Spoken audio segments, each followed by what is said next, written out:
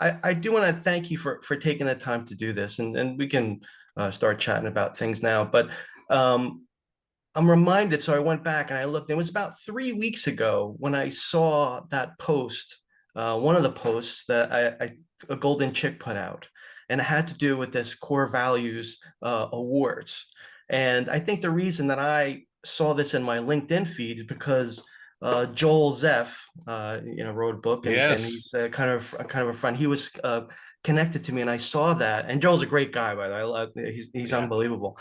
So shout out to Joel. Mention him, and but he's incredible. And I saw that, and I was incredibly excited, and I had to reach out, and I had no idea who I was reaching out to. But I put Ah, it out there, and I think you had said, "Oh, I might know somebody." You were sort of pulling my chain a little bit. You're like, "Oh, I might know somebody that can tell you about that," and I didn't realize that you were the chairman of the organization. So I can't thank you enough for taking the time, oh, and it's it's really my impressive. pleasure. Well, thank you. I love what I do and who I do it with, and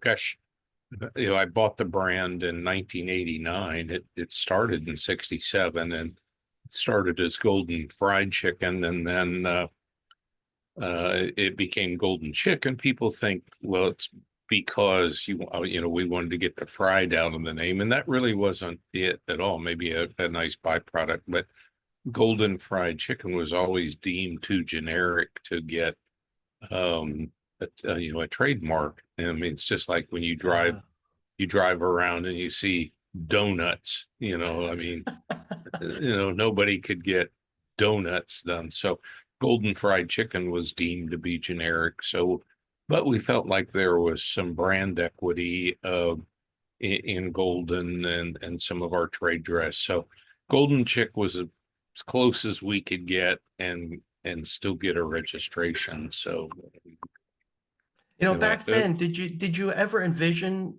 it would grow this big? I was just looking at the website at the locations, and it said something like upcoming. I'm sorry if I'm looking away here, but yeah, no, it's coming okay. soon, and there's like 28 coming soon. Yeah, yeah.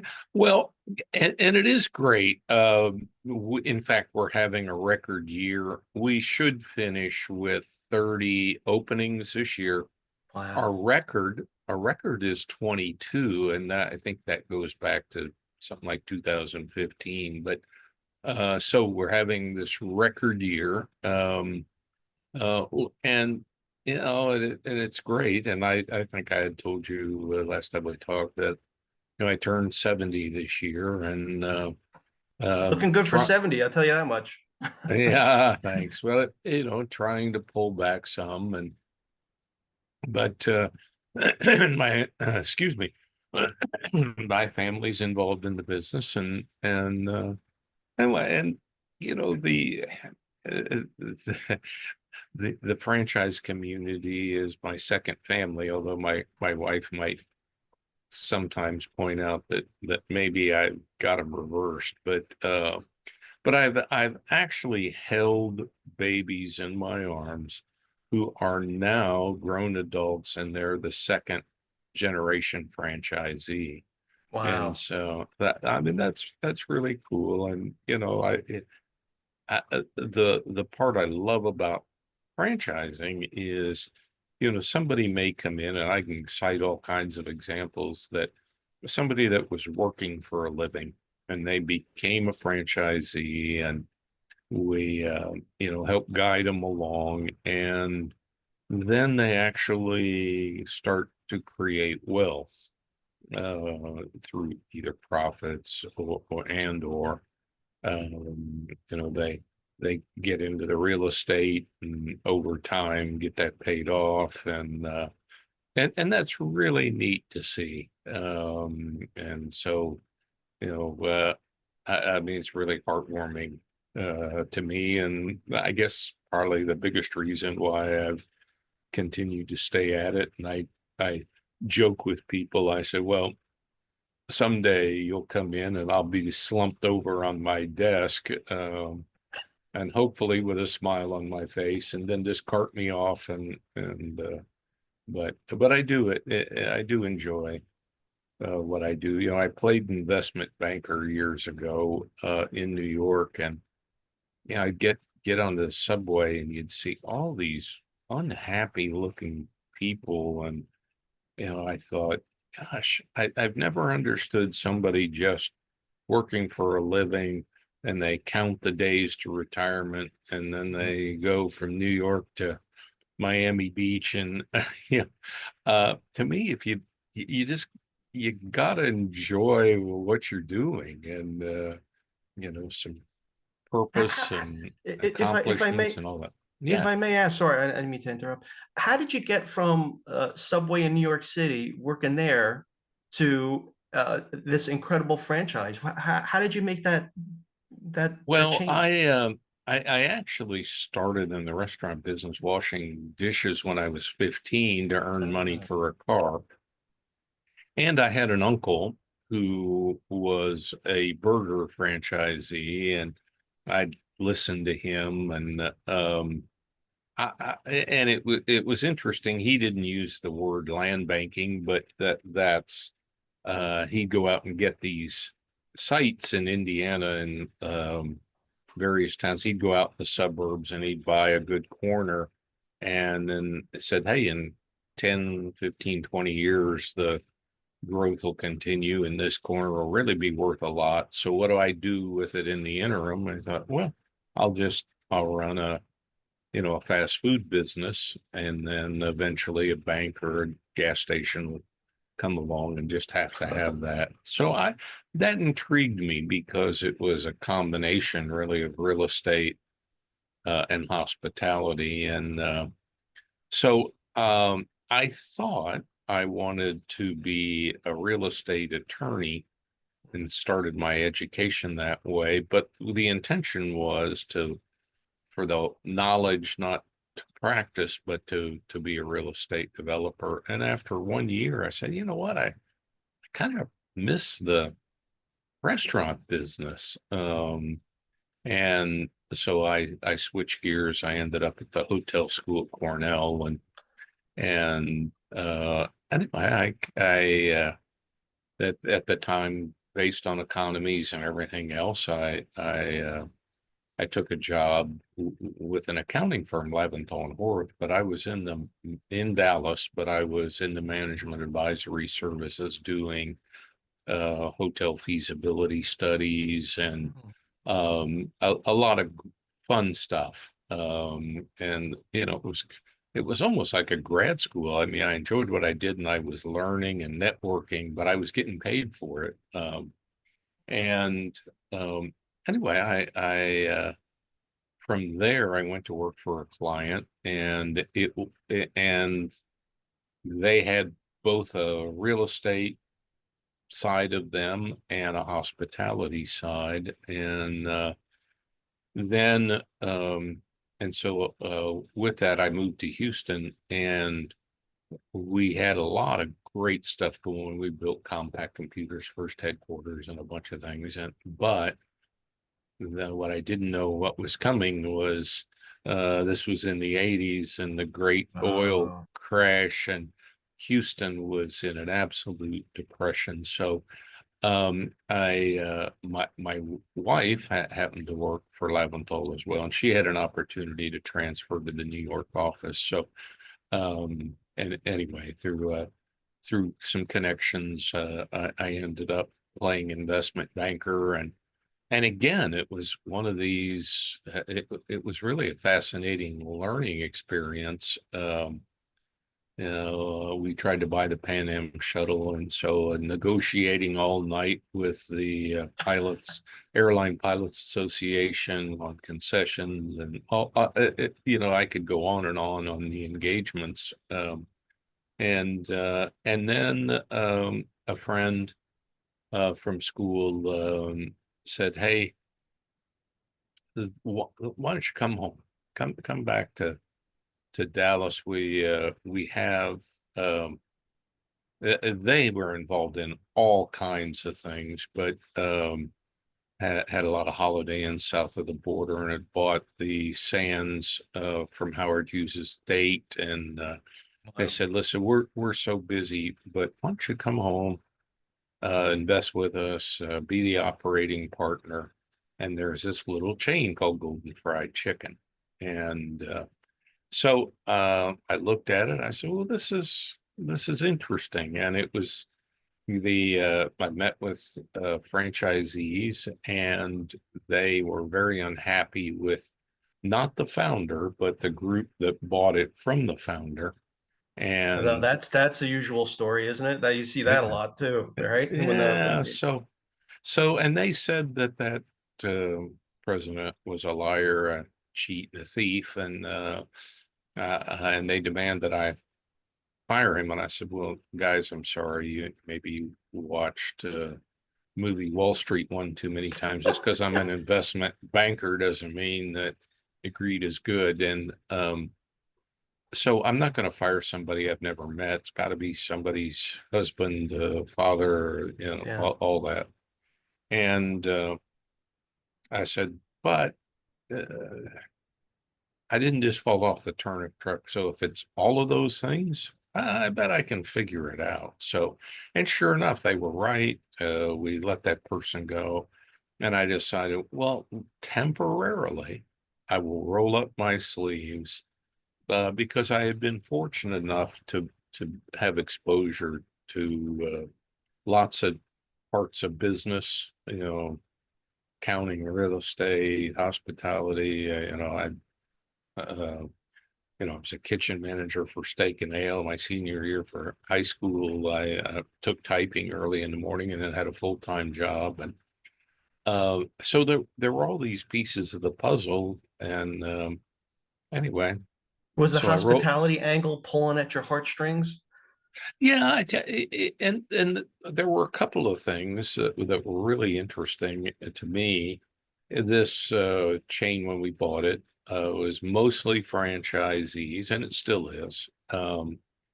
And in a lot of small towns, a lot of smaller franchisees in terms of number of units, not a lot of outside interests. So Golden was their sole source of income, and to them, they had just come off of franchisor.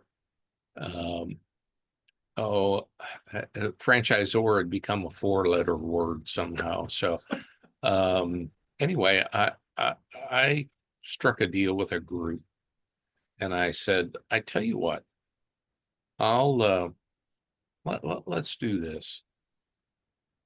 I'm going to cut your royalties in half for 6 months. At the end of the 6 months, um, if you don't like what we bring to the table, then I'll tear up your franchise agreement and I'll waive the non-compete. And Thomas, I screwed up my budget because I thought about a quarter of the chain would go off on their own. And that's not what happened at all. We lost two franchisees that represented three stores, and it had to do with a menu item that we were going to get rid of. And and and then otherwise, the other franchisees had some pent up development, um, and so they ended up instead of going down by a quarter of the units, we actually started growing. And I looked at it and said, let's see, we can make the most impact in purchasing, because a prior group, they didn't have a beverage contract, they didn't have a chicken contract, they were just buying stuff on the market.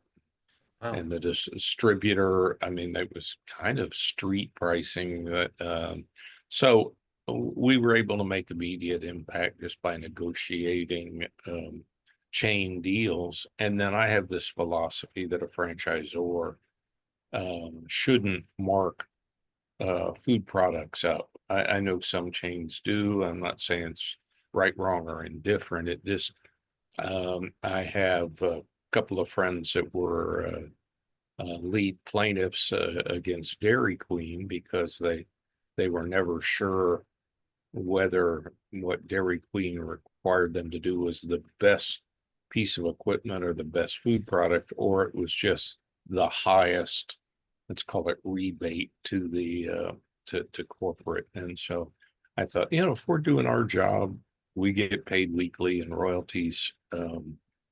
We don't need that. And I've seen that in companies, and it's a slippery slope. They rationalize that, well, hey, with group purchasing power, we can buy things better than an individual store or two. But then they have a bad year, and all of a sudden they take a little more, and then they take a little more. So I thought, no, again, coming off of their distrust of the second group Owner. that was a franchisor, in fact, I was kind of the Gerald Ford after Nixon, trying to restore uh, trust to the office of the presidency. So, Now, at and that point in time, hindsight, when we talk about it, it seems like it was the right thing to do. When you were in the middle of it at that moment in time, did you feel like there was a lot of risk, or were you 100% certain this is going to work? well, here's the part I didn't tell you about is that I agreed to cut the royalties in half for 6 months in exchange for them agreeing to not talk to any other suitors. Okay. So, so people came to the table and said, well, there must be something wrong here. The franchisees won't talk to us. And it was mostly franchise. There weren't that many company stores. So they and it was interesting because the trustee went from accepting our low offer and knowing that he was going to try to get it into an auction, Ah. but there were no other parties to the auction. So, he went to the judge and says, I'd like to keep this open. And the judge says, listen, I've watched this go on, and it went from they actually the second group had actually filed bankruptcy, and that they were so unpopular even with the creditors, they couldn't get a reorganization plan done, so they moved it to a chapter 7. And then finally the judge says, listen, I've watched this brand go circle the toilet, and I'm ready to be done, and I think so, but everyone else is, and so sold. So the great news is we got it at a very, very attractive price. um, and it was a little bit of a lowball offer, knowing we were going to end up in an auction, but we didn't end up in an auction. And so it, Wow. uh, so anyway, and it then, it minimized the amount of due diligence. Plus we had the benefits of, the other group filing bankruptcy, because then we had a certain period of time to accept or reject leases. And Right, right. so I was financially Strategically, engineered. it was a smart move too, right? Because you can make those decisions, which is Yeah. yeah, yeah. Yeah, so it's just one of those, maybe it was the deal of a lifetime. Well, that's kind of what it's turned out to be. But we, and a lot of franchisees have become dear friends, and so I've enjoyed it, and we've done pretty well, and we've found, I've been at it now long enough to know we are recession proof, and then found out we are COVID proof too, because of the drive-throughs. Oh, The restaurants that had no drive-throughs were effectively shut down, or could only do to-go food or third-party delivery. So um, we had a small dip for just 4 weeks, and then it wasn't a V-shaped bounce. It was like a hockey stick or a check oh, mark. went I up. mean, Yeah. oh, it went, yeah, we had a fantastic year in terms of sales. So, customers, we had people we've never seen before, and then the frequency of existing customers. So it was great. And like I said, I mean, COVID wasn't great, but COVID was great for our sales. Well, you know, it's interesting is, and I hear you talk, I almost get the feeling that, you know, building trust was probably paramount, especially from like a franchisee business model or franchisor business model. Was that something that you thought about consciously, or is that just Yes. who you are, Mark? Well, I thought about it consciously. Again, recognizing and um, seeing the distrust of the second group that came in, and all I knew I needed to work on that. So um, what we did is we set up a president's council. Actually, we set up several of these committees, and we put four franchisees and three corporate, and we did voting. And I Oh. told the franchisee, I said, as long as you don't vote to reduce royalties, I'm I'm likely to, agree to everything. I mean, why wouldn't I?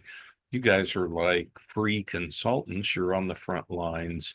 Who's going to better know what to do? And so we had various committees, facilities, purchasing, ops, and marketing. And then eventually, as we work through all these, the franchisees, well, how about why don't we just do one committee?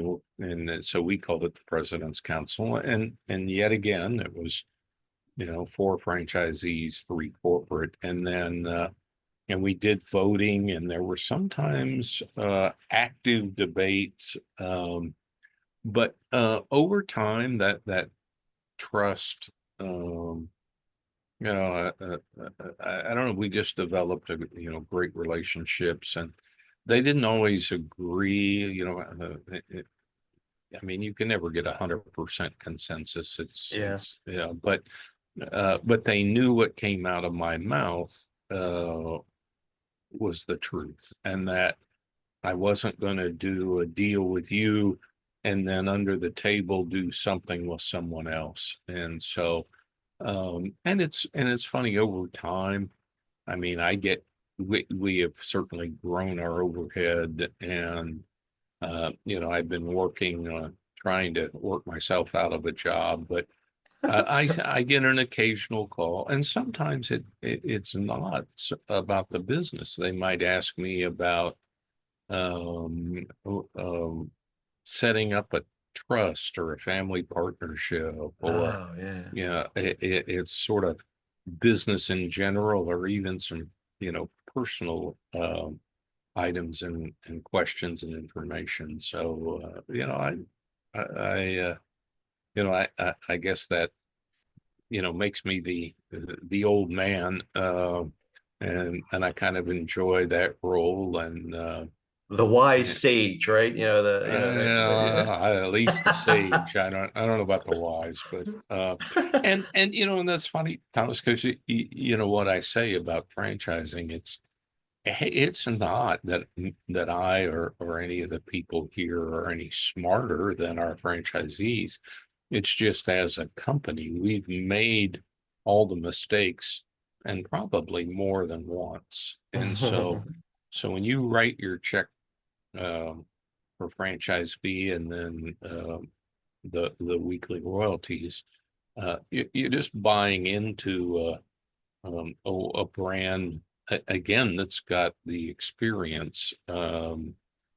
So um, certainly lots of people go off and try to reinvent the wheel, but the failure rate's pretty high as opposed to going with proven concept, with recipes and name recognition, and marketing strategies, and all of that. So again, I tell everyone, listen, it's not that we're any smarter. It's just we've got the experience, and we've got the scars. You live and learn, and go on. So, You are a very humble guy, Mark, and that in itself is also refreshing. But yeah, I think your success, I want to sort of, toot your horn a little bit because you are very that the franchise is very successful, and that's part of it. I think is because of some of the things that you're driving.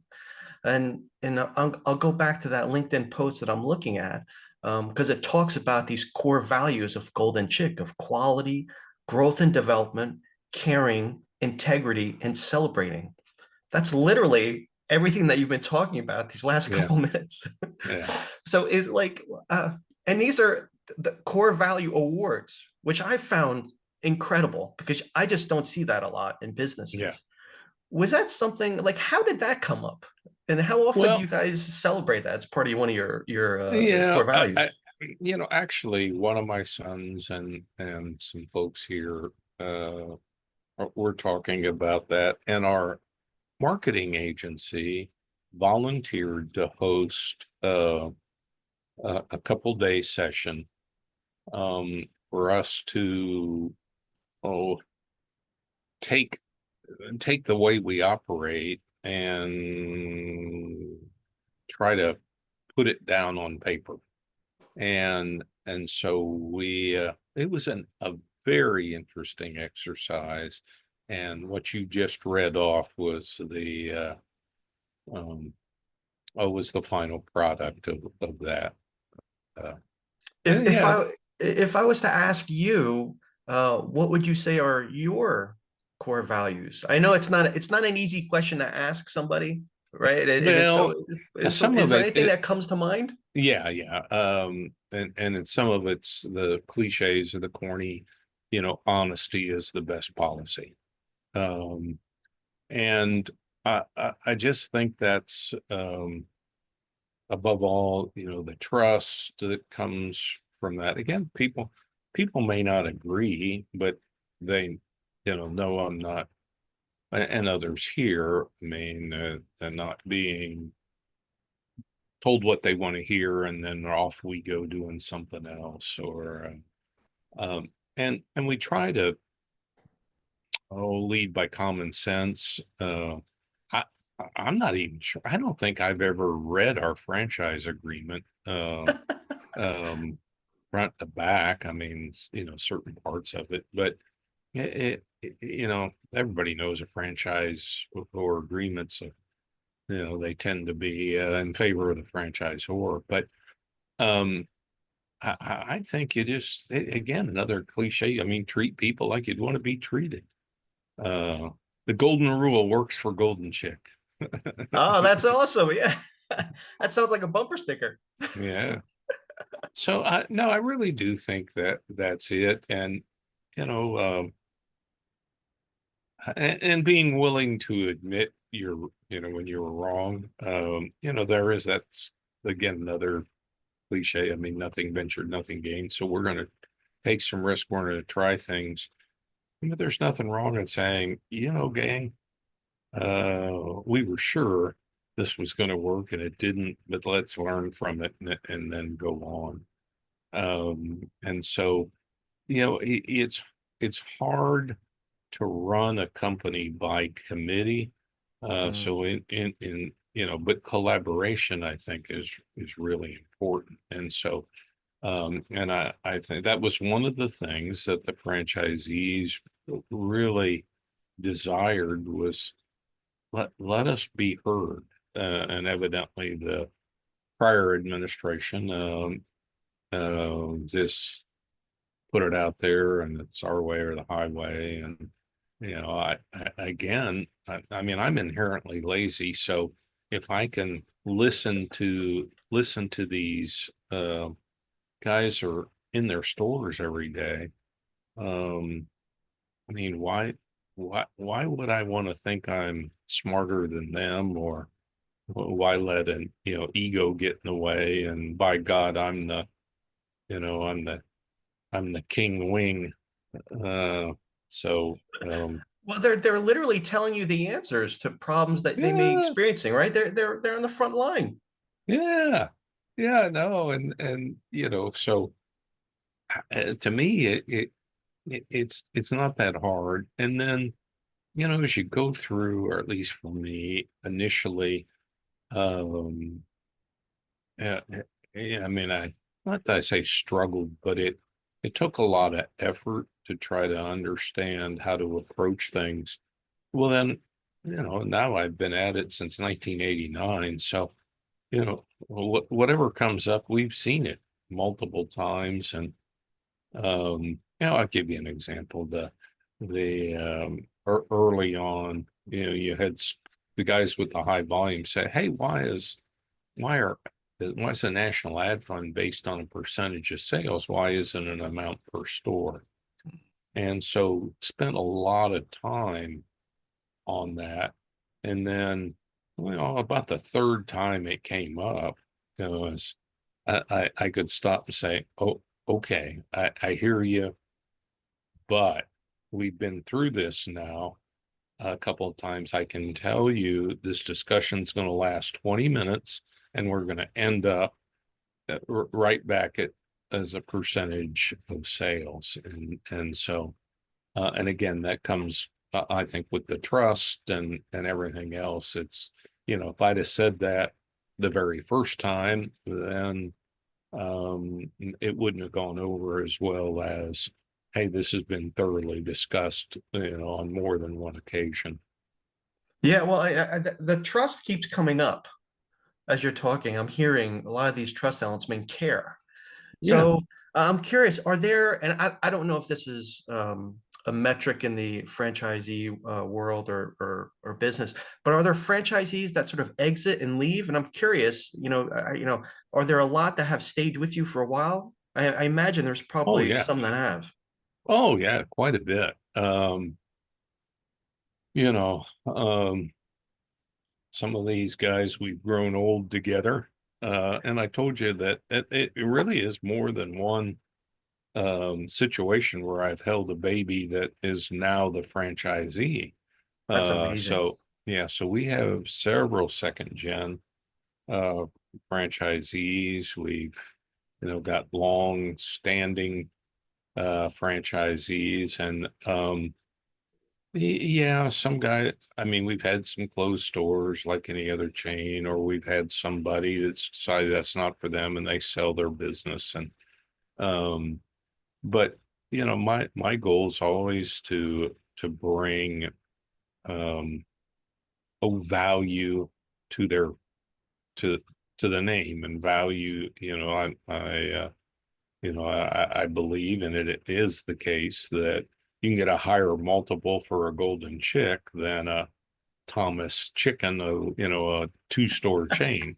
Um, and so, we approach these things together. And, I have this silly notion that the franchisees have to make money in order for the chain to be successful and grow. Yeah, that Um, would be helpful. yeah. Well, because I mean, success begets success. And so in a variety of ways. I mean, somebody may be driving by and see cars wrapped around the drive-through, and that sparks an inquiry. Or they may have a friend and go, that guy was kind of a knucklehead in high school, but he owns the Golden Chicks now, and he all I know is he has a brand new truck every year. So it's got to be something to it. And Well, I have a funny feeling. And again, this is sort of more just a gut feeling, but some of those things that you wrote down on paper were probably all those things that were practiced by your organization since 1989. So when I see these like values awards, uh, I think it's incredible. And that's probably, and again, like I have no anecdote, it's just anecdotal evidence. I think that's participating in your success. That's probably why people are staying and feel the brand, right? Because we're in a brand business. And when you put yeah, something out like that, that has impact. I mean, really, people want to know where things come from and what people sort of stand for. And that's incredible. I wish more organizations did that.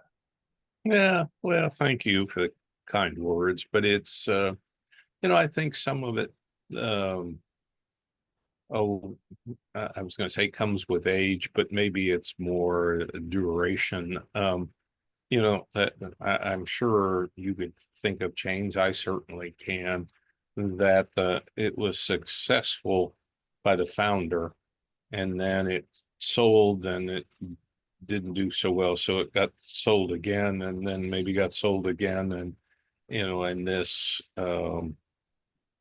and then each time now somebody's got debt they got to repay, so they got to think about how do they get more juice out of the fruit, and that's where some of that nonsense comes about marking up products, or you know lots of ways, and we see it more, I guess, in public companies, that this analysts and everything else really demand.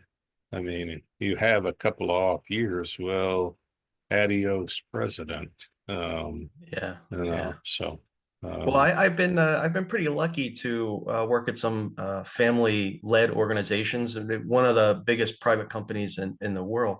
And then there's used to be this old adage. It's funny you say a public company too. They used to talk about, it takes one generation to start the business. It takes the second generation of family to build the business. It takes a third generation to ruin the business. yeah, yeah. And I think this one organization has been around for over 100 years. And part of why they've been so successful is because they've always gone back to some principles or some core values that they had. And I Yeah, know one company that we've talked about in case studies, like Campbell Soup, that used to be a family run organization. yeah, And we always used to do this compare with, these two families probably started businesses around the same time.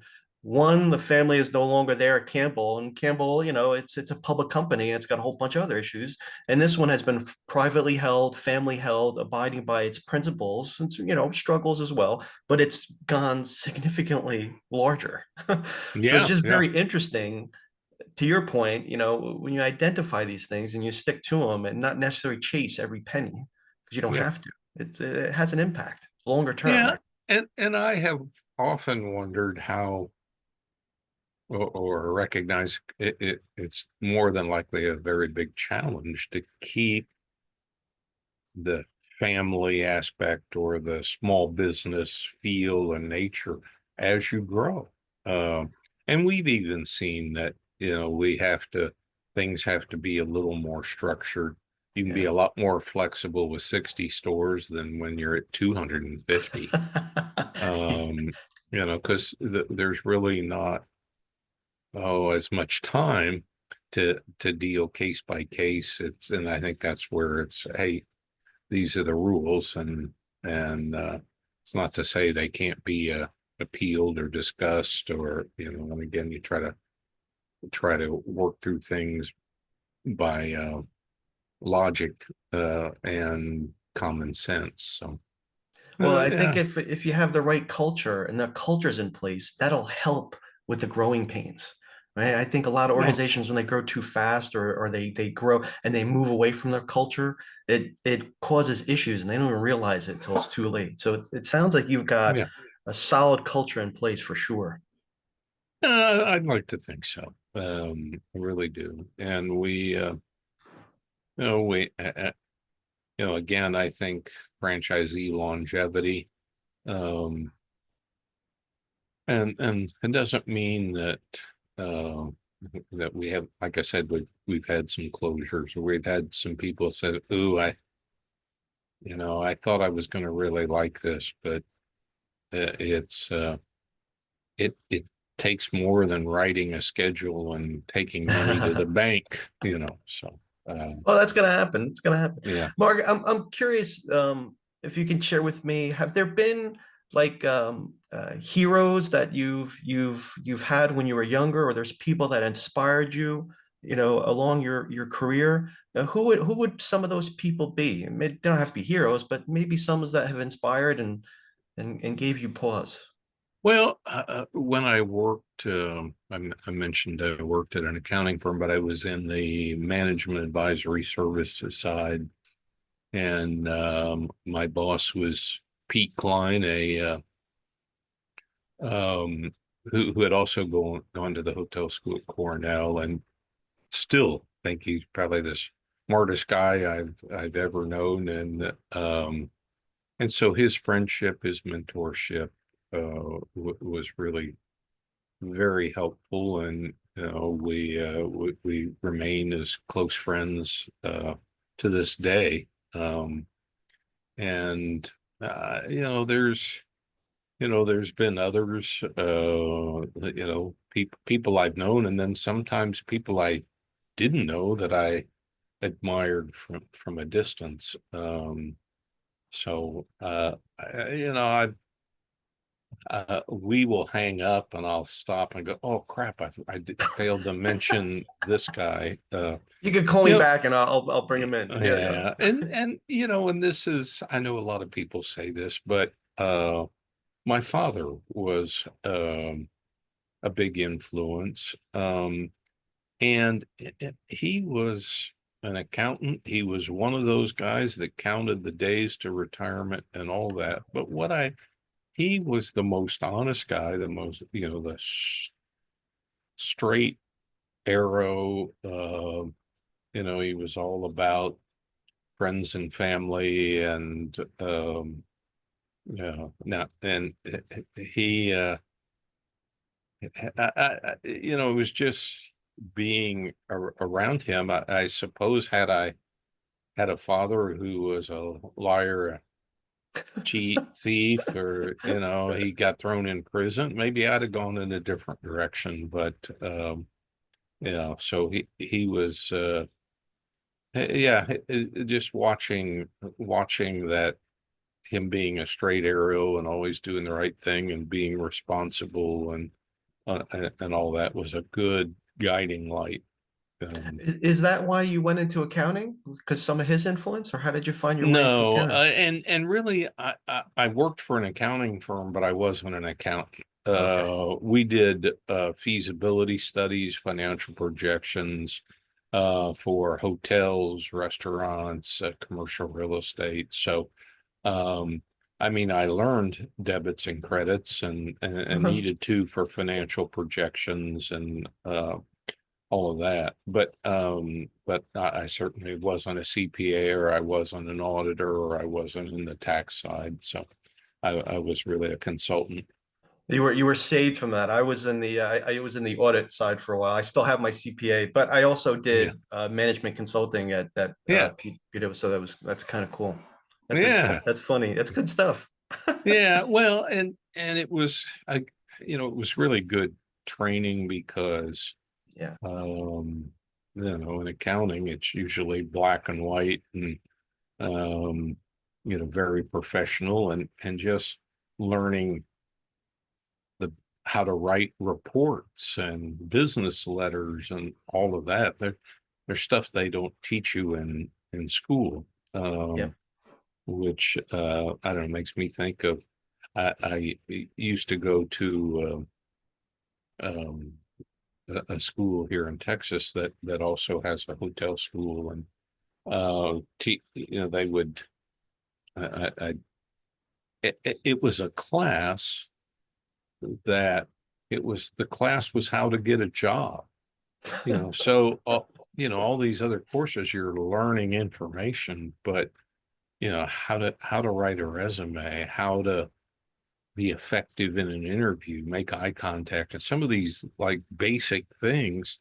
And it was really neat because then, um after, I would talk and do the questions and answers and all of that, then we would actually do mock interviews.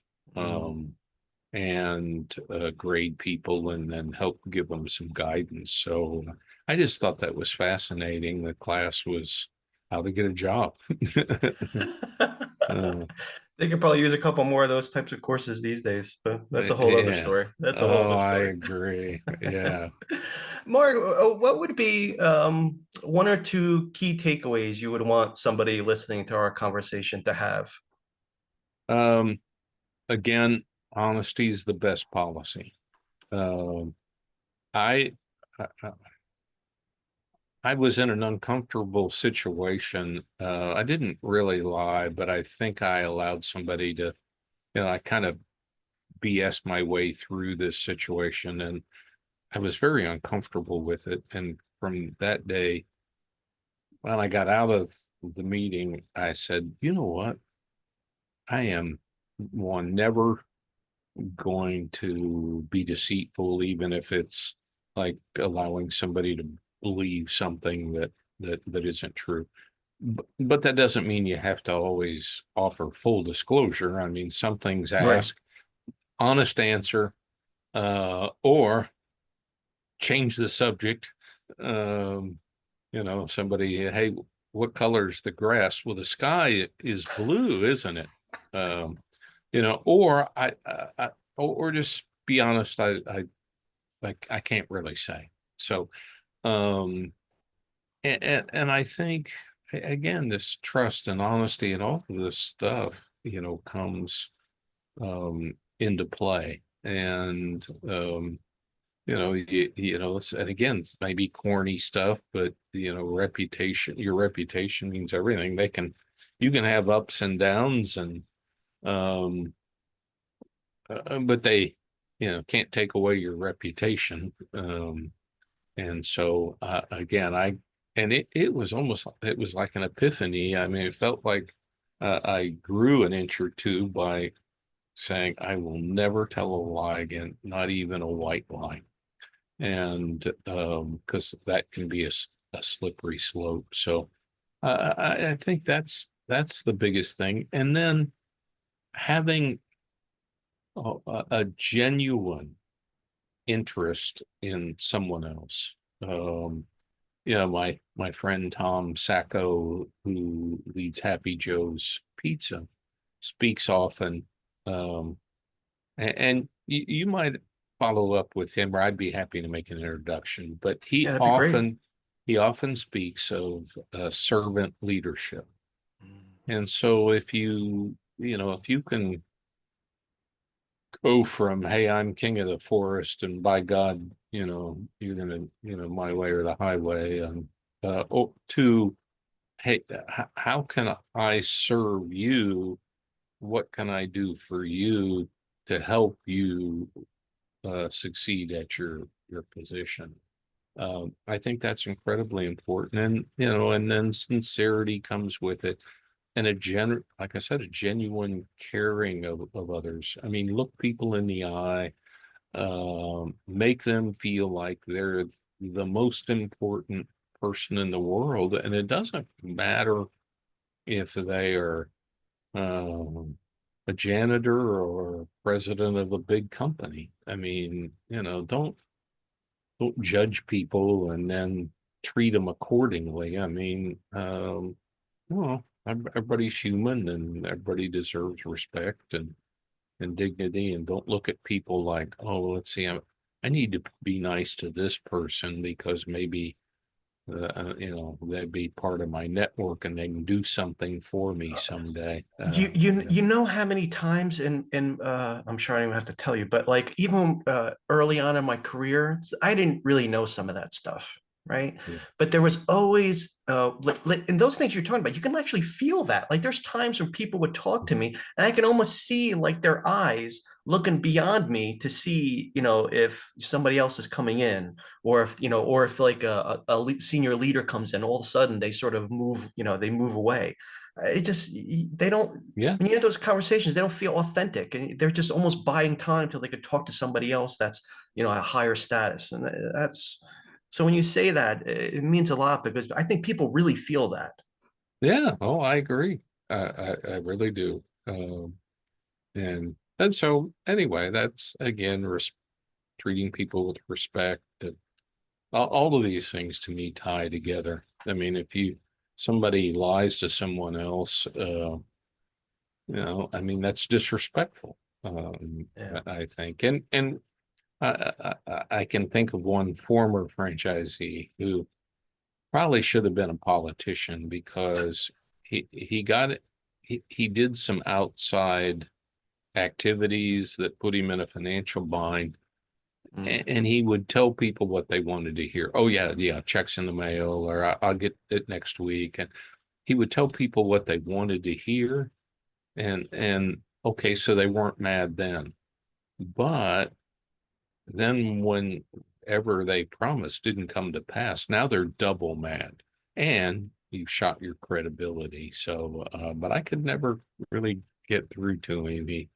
He just always kind of um, There's always going to be a couple in a bunch, Mark. So yeah, yeah, try to tell the people what they want to hear, and we see that a lot in politicians. yeah, eventually it catches up with you. So Yeah. anyway.